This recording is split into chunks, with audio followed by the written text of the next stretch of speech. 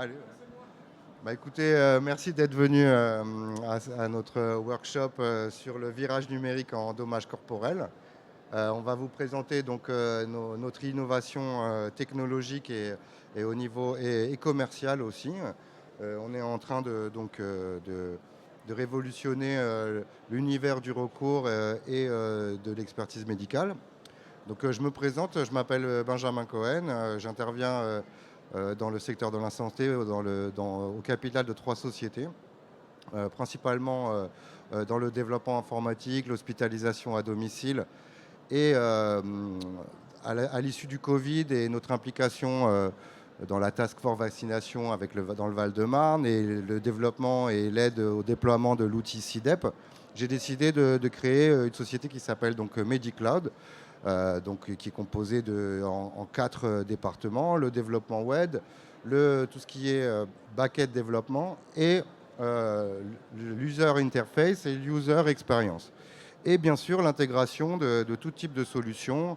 Je parle principalement des solutions du ministère de la Santé et des applications de la CPAM. Et on est en continuelle recherche pour améliorer les process, le parcours du patient, le parcours des professionnels de santé. Le constat est venu, en fait, avec le docteur Cohen, mon frère, qui était surchargé de travail dans la gestion et l'édition des rapports auprès des assurances. Et on a développé un outil pour pouvoir répertorier les questions. Il va vous en expliquer plus en détail après. Mais voilà, notre vision était vraiment d'avoir un outil transparent, c'est-à-dire clair, facile à utiliser, pas de complications ni juridiques, je veux dire vraiment de travailler que le patient. Authentique, dans le sens où on n'est pas là pour faciliter non plus des déclarations trop avantageuses. On reste vraiment intègre par rapport au code civil et des assurances. Voilà, c'est vraiment notre but. Et le but, donc, c'est vraiment de réinventer le recours. Donc, comme je vous dis, l'innovation technologique, on va vous la présenter sous forme d'un CRM, de management, de solutions métiers, et surtout d'un business model innovant, dans le sens où les coûts du recours sont tellement chers, ça fait peur aux gens d'accéder. Donc, on a fait des modèles d'abonnement, qui commencent à partir de 30 € par mois. Donc ça va permettre aux patients d'éditer leurs recours via différentes formules et d'accéder à des services, que ce soit rencontrer un expert médical, avoir accès à des avocats du secteur. Et au fur et à mesure, il y a un projet dans le projet, c'est recourir aux pros. Donc c'est-à-dire qu'au fur et à mesure qu'on a créé cette solution vis-à-vis du patient, on s'est rendu compte que les professionnels du secteur, médecins experts, médecins d'assurance et l'univers juridique avaient aussi des besoins au niveau du traitement des données, des nouvelles normes qui sont imposées au niveau du dossier médical et de l'hébergement des données sécurisées. Il faut comprendre que dès que vous allez avoir un compte-rendu médical ou même une radio, le discours entre les médecins, c'est des données de santé, donc il faut les protéger et elles doivent être sous un certain modèle. Voilà. Donc là, je vais laisser la parole à Julien, docteur Cohen, qui va vous présenter le projet et plutôt aussi son quotidien et les problèmes qu'on a voulu résoudre. Donc voilà, Julien, je te laisse parler avec l'introduction du dommage corporel. Voilà, bonjour mesdames, messieurs. Donc on va présenter le dommage corporel. Alors tout de suite, savoir 3 slides avant pour savoir à qui s'adressent ces personnes-là. Donc les applications, c'est les victimes d'accidents de la route, les victimes d'accidents médicaux, les victimes d'agressions et les victimes d'accidents de la vie privée, les accidents de judo, les chutes dans des salles de fête. Donc voilà à qui va s'adresser le public. Une deuxième slide pour savoir quel est le cadre juridique. Le cadre juridique, c'est un encadrement par le droit du dommage corporel Notamment, on pense à la loi Badinter du 5 juillet 85, l'encadrement par le secret médical avec la RGPD, dont on parle assez dans ce salon. Ensuite, quels sont les organismes indemnisateurs, c'est-à-dire qui paye, qui indemnise les gens? Eh bien, ce sont les assurances, les tribunaux, les fonds de garantie, c'est l'ONIAM. Je rappelle quelque chose de simple, c'est que la société, elle a fait le choix que lorsqu'il y a un accident avec un dommage corporel, eh bien, elle choisit de réparer cela en versant de l'argent. Et on est très heureux d'être dans une société dans laquelle on ne laisse pas les victimes d'accidents, je dirais, sur le bord de la route, et qu'on peut leur verser de l'argent et qu'on ne les laisse pas seuls sans rien. Donc ceux qui payent, ce sont les tribunaux, les compagnies d'assurance et les fonds de garantie. Alors de quoi s'agit-il? Eh bien, tout de suite, on va parler d'une personne qui a été à l'origine de ça. C'est M. Robert Badinter, qui en 1980 a notamment été la personne qui a aboli la peine de mort, ancien garde des Sceaux, et qui était à l'origine de la loi du 5 juillet 85 qui a vraiment révolutionné l'indemnisation des victimes. Robert Badinter a mis une loi avec comme objectif de limiter les cas de non-indemnisation, d'obliger les gens à contracter une assurance quand on prend une voiture et de favoriser la transaction. L'outil que nous créons, c'est directement inspiré de ces principaux objectifs de Roucouréo. Quand une personne a un choc au niveau du cou, eh bien, elle reçoit un petit questionnaire comme ça pour savoir si elle va avoir des dommages corporels ou pas. Ça, c'est la première chose qu'elle reçoit.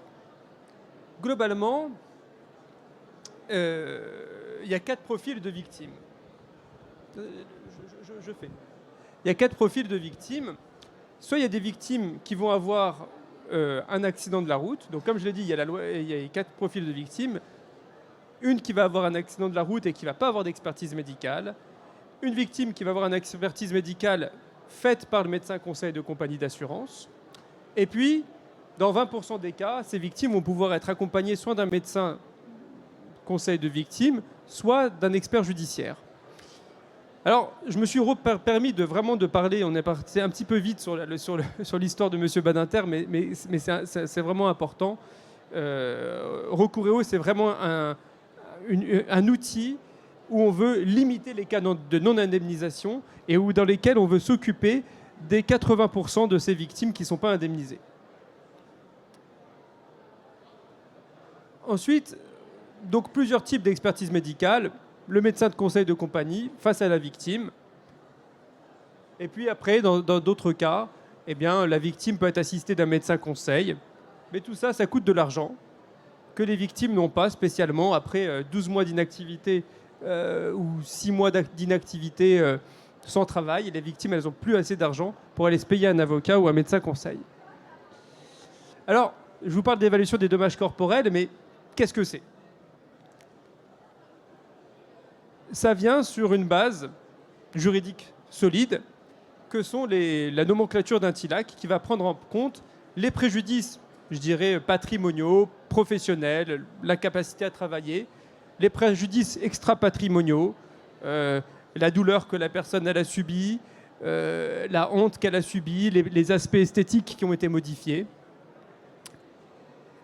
On va prendre un exemple de poste de préjudice pour que vous compreniez bien, pour bien positionner Roucouréo là-dedans. On va prendre l'exemple d'un problème de flexion du genou, où une personne, on va mesurer sa flexion du genou comme ça, et il va y avoir des barèmes, un des barèmes les plus utilisés. Globalement, on va évaluer un pourcentage qui va correspondre à 15%. Ça, c'est évalué par les médecins. Ce pourcentage médical, eh bien, correspond à de l'argent, d'accord ? Avec le rapport Mornay qui fait le lien entre la cotation médicale et la cotation en argent. Deuxième exemple, et on va s'arrêter un petit peu sur ce point de vue, on voit bien qu'on va évaluer ce qu'on appelle aussi les souffrances endurées. Souffrance endurée, on voit en jaune, séance de rééducation 5 à 10. Ça donne une souffrance endurée à 1,5. Si on est en séance de rééducation 10 à 15, souffrance endurée à 2 sur 7. Alors on va me dire, mais alors, qu'est-ce qu'on en a à faire de savoir si la personne elle fait 10 séances de rééducation ou si elle en fait 5 ? Eh bien, ça change pas mal de choses, parce que si elle en fait que 5, on va lui donner moins de 2 000 €. Si on en fait 15, on va lui donner 2 000 à 4 000 euros. D'où l'intérêt de récolter ces données pour pouvoir les donner aux médecins de conseil de compagnie. Alors, il y a des questionnaires qui finalement aident le médecin de conseil de compagnie d'assurance, qui datent de 86 et qui sont toujours utilisés en 2023. On voit le type de questionnaires qui sont utilisés aujourd'hui. D'accord, hein, on nous parle encore de la NPE. Ça, c'est utilisé en janvier 2023. Hein, c'est pas... Et donc, on utilise ce genre de questionnaires pour aller chez les médecins conseils d'assurance pour se faire évaluer les dommages. Donc, des questionnaires comme ça. Voilà. Des questionnaires incomplets par rapport à l'ensemble des postes de préjudice. Des dossiers médicaux incomplets. Tout ça, c'est source d'insatisfaction de la part des victimes. Et des victimes qui ont le besoin, qui ont le sentiment que tout n'a pas été dit et reconnu. Voilà. Donc là, cette première partie, c'était pour vous montrer le quotidien d'un médecin expert et surtout de la complexité des documents pour pouvoir vraiment que ce soit clair et surtout remplir pour le patient. Donc, ces problématiques étant posées, donc on avait à gérer aussi donc, le secret médical et l'importance de constituer un dossier médical complet qui va prendre du temps, surtout s'il y a pour les victimes. On s'est rendu compte aussi que le coût de toutes ces procédures était réellement un frein, puisque on voit que sur les 80% des activités, il y a très peu de gens qui font des retours.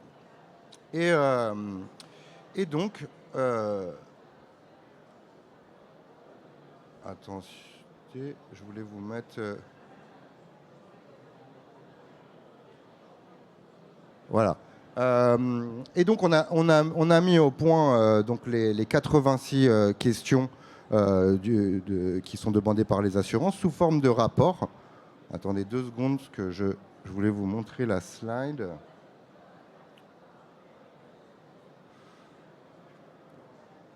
Voilà, donc vous voyez, en gros, c'est la première version bêta du système où côté donc du CRM côté administration, c'est-à-dire que le partenaire peut remplir toutes les informations au niveau de la condition physique, du retentissement et bien sûr de télécharger le classement de toutes les pièces.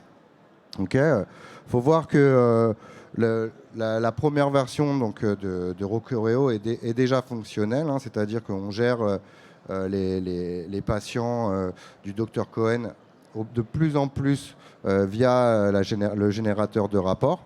Mais nous avons prévu d'ici le mois de juin de lancer la version avec un formulaire qui est fait pour le patient, comme avec les 3 grands domaines, accident de la route, accident de la voie publique, accident du travail et accident médical.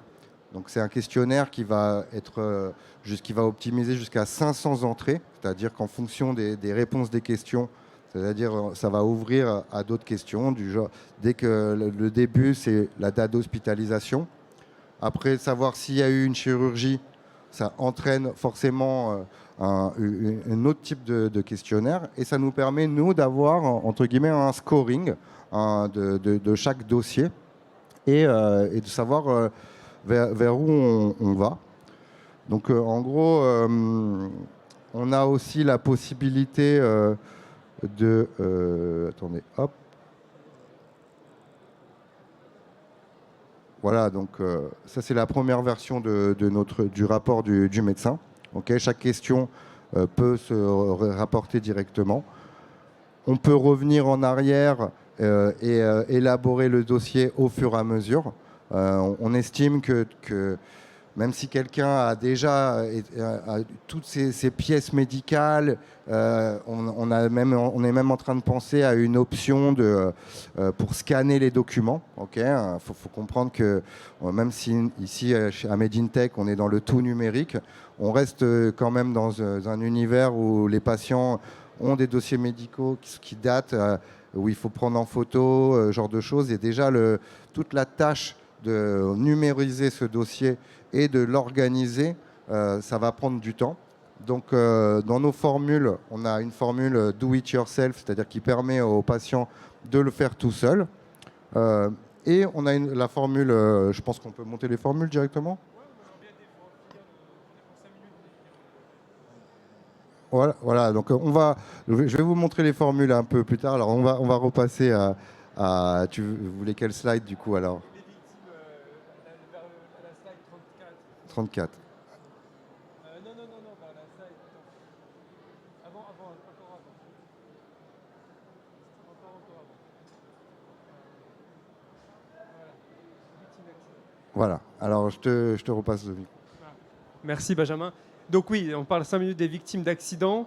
Les victimes d'accidents, on parle vraiment de victimes d'accidents de la route, de victimes de trottinettes, des violences de femmes battues. Donc les victimes, elles ont besoin d'être entendues, elles ont besoin que tout soit exprimé. Et ce n'est pas anodin de le signaler. Parce que finalement, parfois les gens arrivent à leur expertise médicale avec un dossier médical incomplet. L'analyse d'une victime, elle se fait de façon factuelle, c'est-à-dire elle va se faire uniquement à partir de documents. Si la victime n'a pas de documents le jour de son expertise, eh ben, elle ne sera pas indemnisée. D'où l'importance d'avoir une constitution du dossier qui soit impeccable avec tous les documents. Recouréo facilite la constitution de ce dossier médical en mettant des listes précises des documents. Recouréo facilite le remplissage des questionnaires. Ça, on vient de le voir avec des questionnaires qui seront générés informatiquement et des questions précises.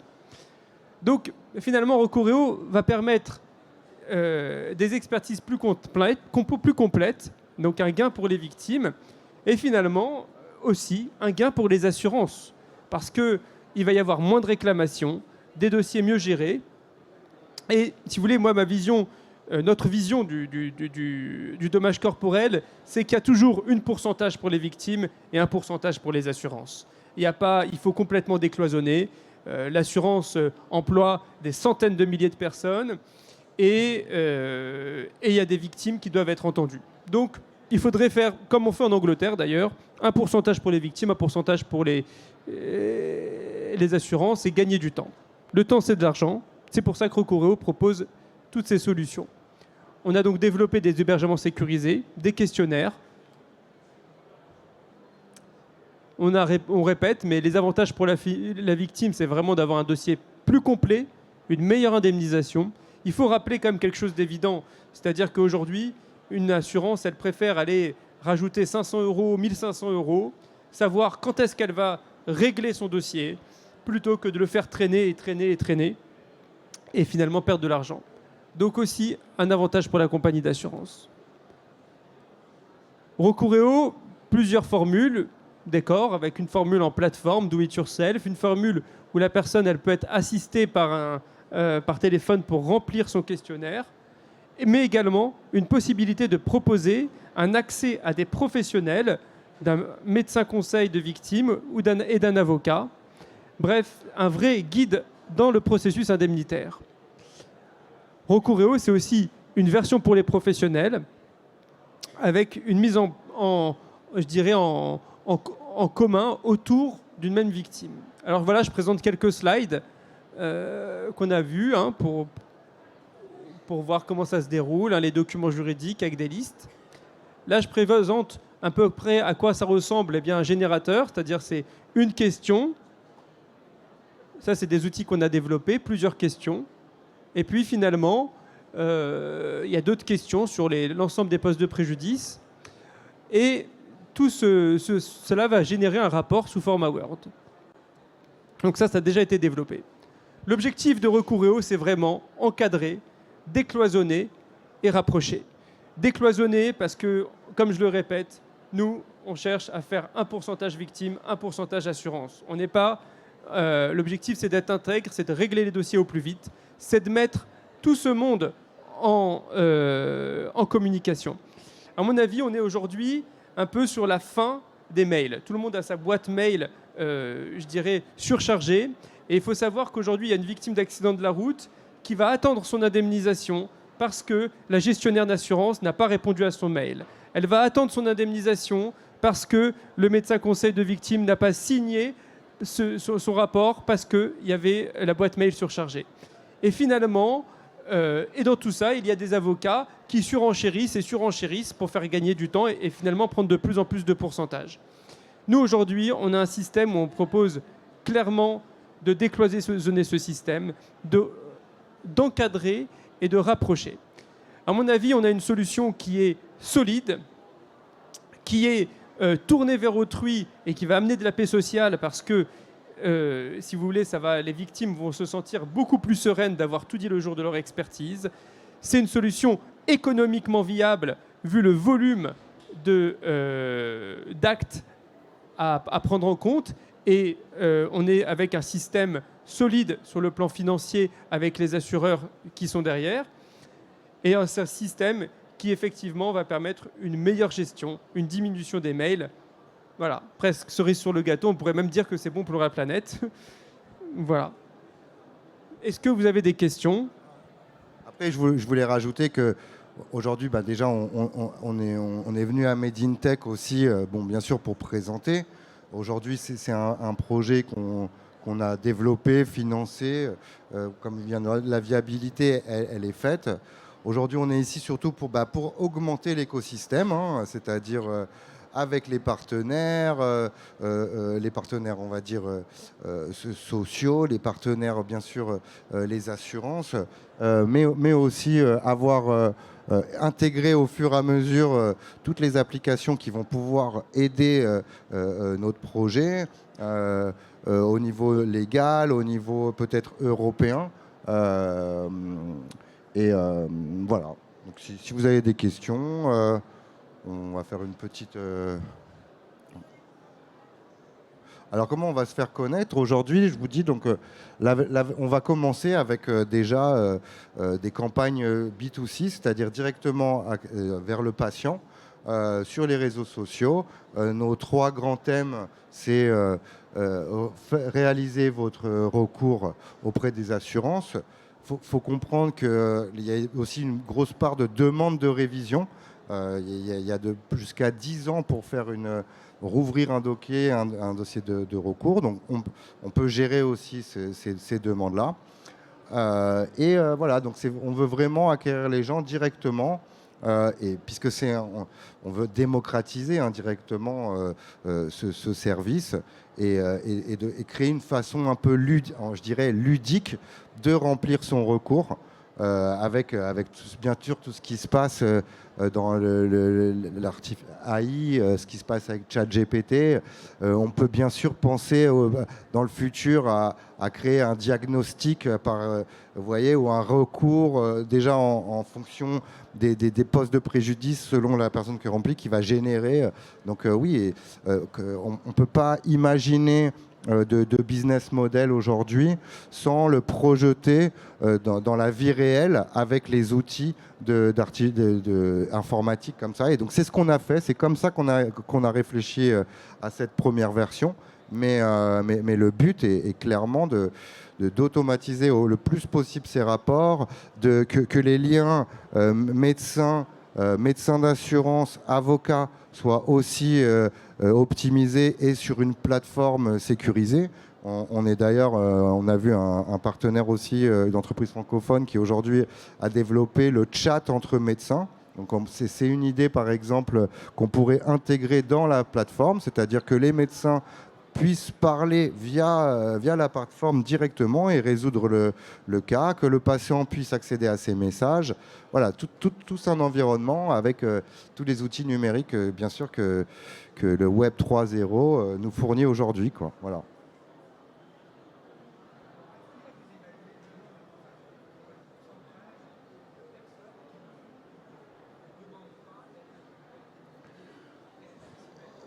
On a tenté de faire des petites forecasts comme ça, des petits prévisionnels comme ça, mais on s'est dit que... Alors bon, je me permets de faire une réponse un peu technique, c'est-à-dire qu'aujourd'hui, il y a 2 éléments. Soit les personnes, elles ont jusqu'à 10 ans pour contester leur première expertise qui a été faite seule avec un médecin de compagnie. soit il y a encore un autre élément, c'est ce qu'on appelle les aggravations, c'est-à-dire qu'on a jusqu'à 10 ans du dommage aggravé, et non pas du dommage initial, pour aller faire une demande en aggravation. Et on a même jusqu'à 10 ans après pour faire une demande en aggravation parce que l'ensemble des préjudices n'ont pas été pris en compte. Voilà. Donc globalement... Après, le calcul était qu'il y a 400 000 par an accidents de la route. Sur ces 400 000, il y a à peu près 20% de gens qui font des recours. Ok, donc vous faites le calcul sur ces 10 dernières années, sur ce potentiel de, on va dire, si on devait réfléchir comme ça, mais malheureusement c'est délicat. C'est difficile, hein. Après on peut toujours évaluer à...